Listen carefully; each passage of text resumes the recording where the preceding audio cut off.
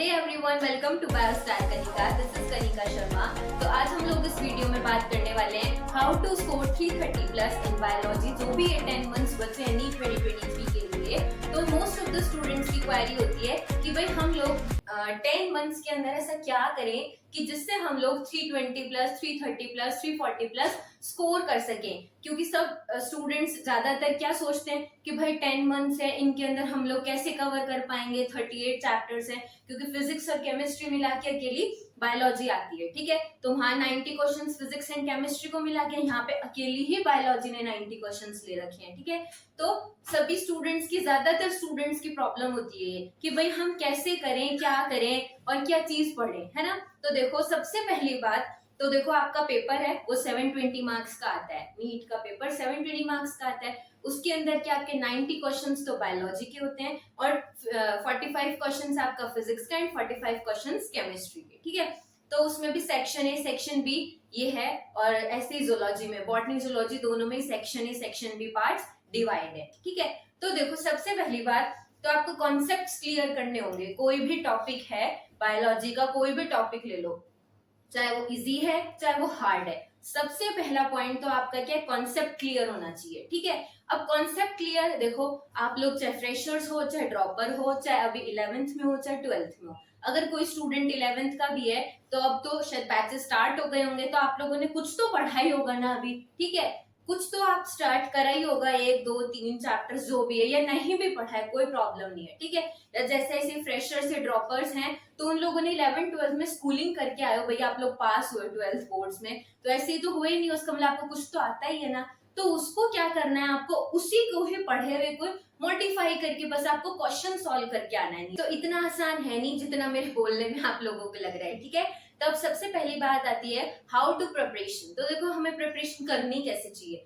तो उसके अंदर सबसे पहली चीज आती है what to study and from where to study and how to study. ठीक है, ये 3 पॉइंट्स आते हैं इसके अंदर। तो सबसे पहली बात आती है वेयर टू स्टडी। तो देखो मैं जो आपको प्रेफर करूंगी वेयर टू स्टडी से, तो इसमें मैं आपको सिर्फ यही बोलूंगी कि आप एनसीईआरटी पढ़ो। जिस सोर्स से भी आप अपना क्लास ले रहे हो, नीट की प्रिपरेशन कर रहे हो, ठीक है, चाहे वो ऑनलाइन कर रहे हो चाहे वो ऑफलाइन कर रहे हो, कहीं से भी कोई भी ट्यूशन क्लासेस कुछ भी कर रहे हो, ठीक है, तो वहां के जो आपके नोट्स हैं आप उनको अच्छे से पढ़िए, कोई प्रॉब्लम नहीं है। और आप एनसीईआरटी, ठीक है, बस ये 2 ही चीज रखो। अगर किसी को रेफरेंस बुक अच्छी लगे, पर वो भी एक ही होनी चाहिए, आपको एक पे ही स्टक रहना है। मैंने पिछली वीडियो में भी आपको बताया कि हमेशा आपको एक पे ही स्टक रहना है। ठीक है, ऐसे नहीं आज मैंने वो चीज पढ़ ली, आज मैंने वो चीज पढ़ ली। ठीक है, तो आपको क्या करना है, नोट्स पढ़ने हैं आपने, और उसके बाद फिर एनसीईआरटी। देखो एनसीईआरटी है वो बायोलॉजी की क्या है, मतलब एकदम बाइबल मानी जाती है बायोलॉजी में।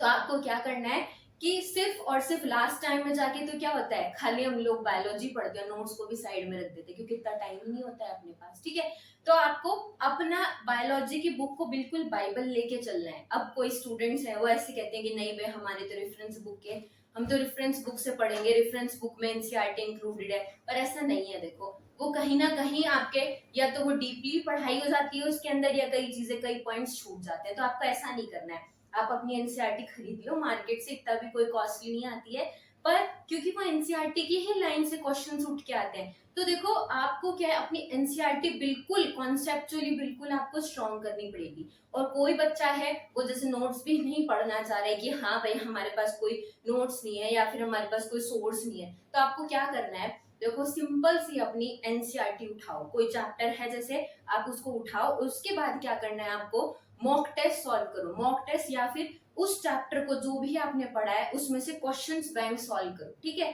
सबसे पहला तो उसमें आपको क्या करना है, प्रीवियस ईयर के क्वेश्चंस लगाने हैं, और दूसरा आप कोई भी बुक के क्वेश्चंस ले सकते हो, या जहां से भी आपको नेट से कहीं से भी आपको क्वेश्चंस अवेलेबल हो, आप लोग वहां से क्या उनको सॉल्व कर सकते हो।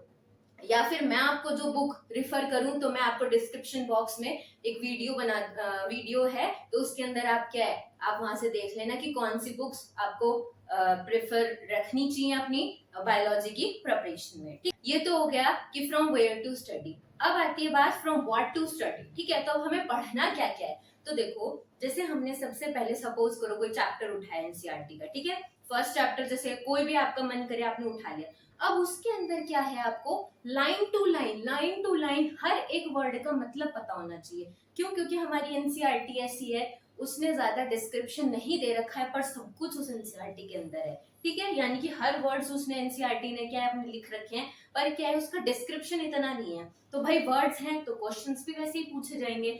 तो आपको क्या है, हर एक वर्ड का मतलब पता होना चाहिए। ये भी पता होना चाहिए कि यहाँ पे नोट क्यों है, या डू नॉट, ये सब जो भी नोट अननोट जो भी XYZ जो भी आपके वर्ड्स हैं, वो आपको क्या बिल्कुल दिमाग के अंदर एकदम से रटे हुए होने चाहिए, अगर कोई बच्चा रेफरेंस बुक को, किसी को नोट्स को यूज नहीं कर रहा है। ठीक है, तो अब ये बात हो गई। और कोई भी डायग्राम्स हैं एनसीईआरटी के, ठीक है, वो नहीं छोड़ने।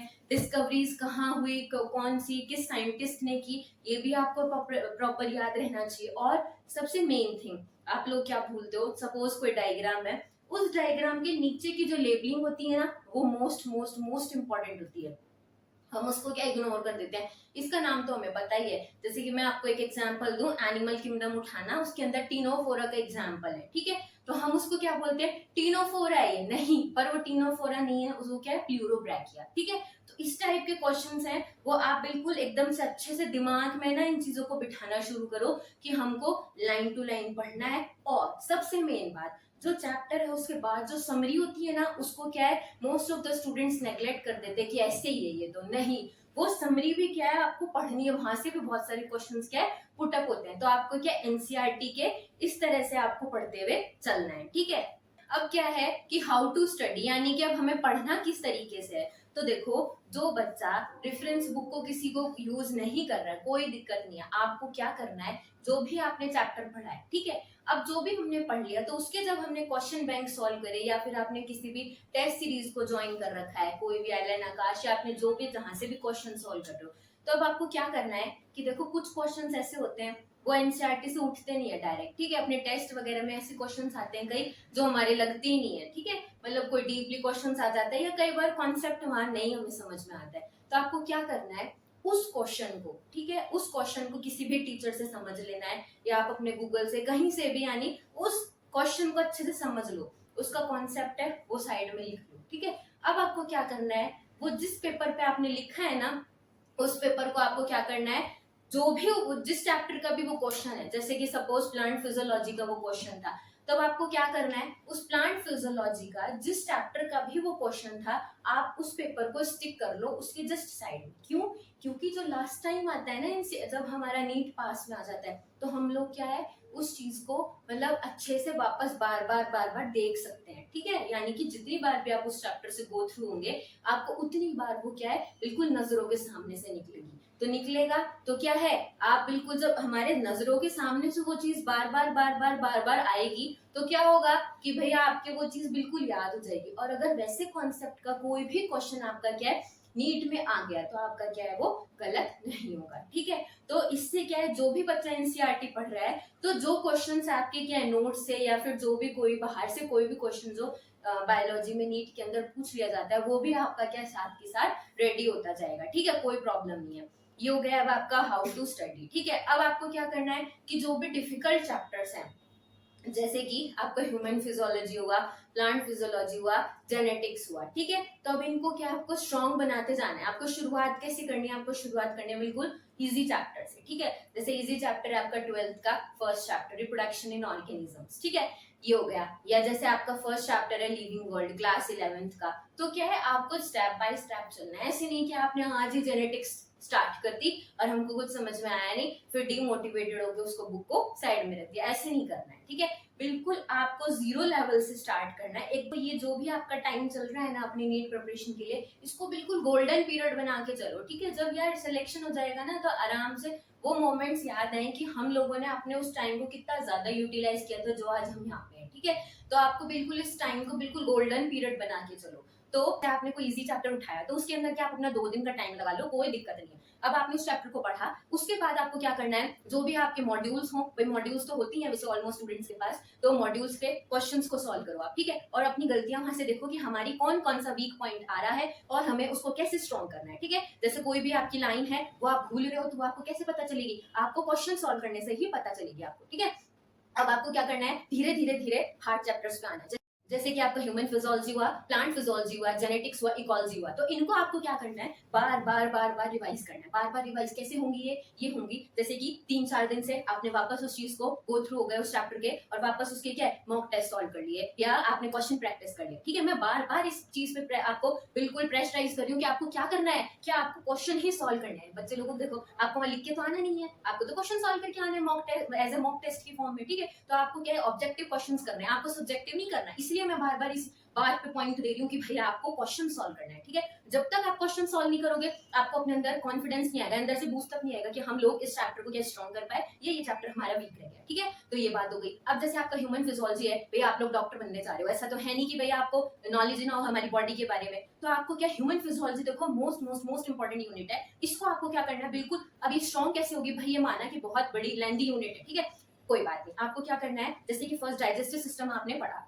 उसको क्या करना है, आप हफ्ते में या 3-4 दिन से उसको गो थ्रू होते रहो, बार बार उसको चीज को क्या पढ़ते रहो, उसके PYQ सॉल्व करते रहो। इससे क्या है, आपके सामने हर बार जितनी बार आप अपने क्वेश्चंस लगाओगे उस चैप्टर से गो थ्रू होंगे, उतनी बार आपके क्या है नए क्वेश्चंस आएंगे, और वो नए क्वेश्चंस मैंने आपको बताया कि आपको स्टिक करके रखने हैं जिस चैप्टर से भी वो क्वेश्चन आ रहा है। ठीक है, और लास्ट टाइम में हमको क्या करना है, खाली NCERT पढ़नी है और हल्की सी वहां पे नजर डालनी है कि हाँ भाई ऐसा ऐसा क्वेश्चन था, ये मेरा गलत हुआ था। ठीक है, ये हो गया आपके कि कैसे आपको डिफिकल्ट चैप्टर्स को भी अपना स्ट्रॉन्ग बनाना है। तो देखो डिफिकल्ट चैप्टर है, हम उसको स्ट्रॉन्ग कैसे बना सकते हैं, सिर्फ और सिर्फ आपको बार बार बार बार उसकी थॉरो रीडिंग करके और बार बार उसके क्या है क्वेश्चंस को सॉल्व करके। ठीक है, ये हो गया। कोई भी कॉन्सेप्ट आपको समझ नहीं आ रहा है, आप यूट्यूब पे देखो, किसी टीचर से समझो, कहीं गूगल से समझो, कोई प्रॉब्लम नहीं है। ठीक है, पर आपको क्या करना है, उन चैप्टर्स को स्ट्रॉन्ग रखना है, जैसे कि genetics, human physiology, plant physiology, ecology, ये यूनिट्स ऐसी हैं कि आपको क्या है अच्छा स्कोर करा सकती है नीट बायोलॉजी के अंदर। ठीक है, तो आपको ये एकदम से ध्यान रखनी है जो मैंने आपको यूनिट्स बताई है। ठीक है, तो इस वीडियो में मैंने आपको इतना ही बताया कि how to prepare for biology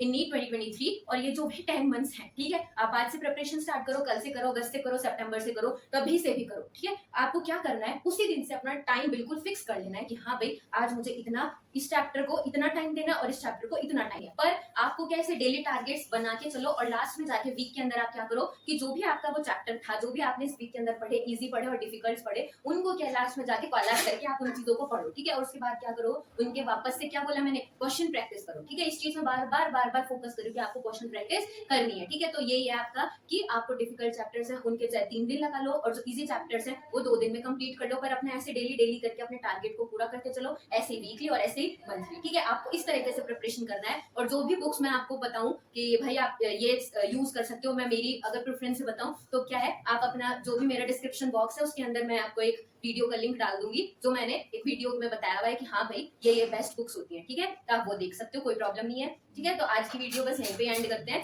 मैंने आपको सबको इतना बता दिया कि हाँ आपको कैसी क्या चीज प्रिपेयर करना है, कहाँ से करना है और कितना क्या पढ़ना है। तो देखो लास्ट में मैं इतना ही वापस आपको रिपीट कराऊंगी कि आप NCERT है उसको अपना बाइबल मानो।